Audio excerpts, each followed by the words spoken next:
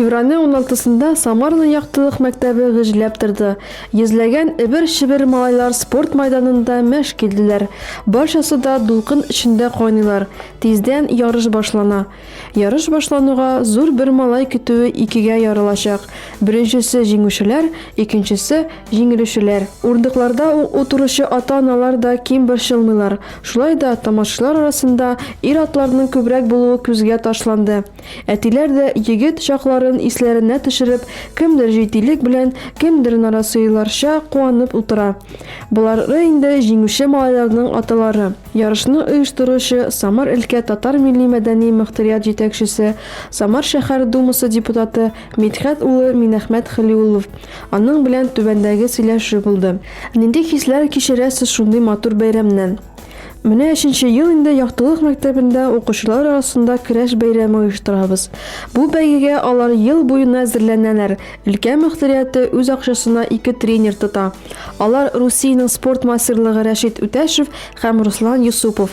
Тренерларыбыз югары тәртипкә ия татар ирләре.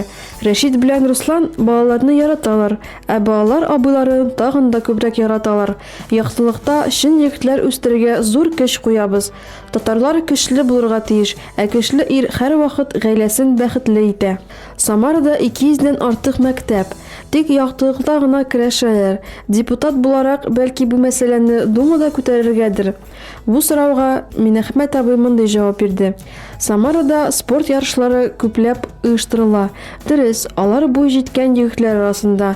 2нче елны үзебезнең көрәшне зурраграк залда үткәрергә турында уйлыйм. Аннары без бит яктылык укучылары белән генә чикләнмибез. Килсеннәр, көрәшсеннәр, кешеләрен сынасыннар. Җиңүчеләр исемлегенә яңа Куйбышев егетләре бар.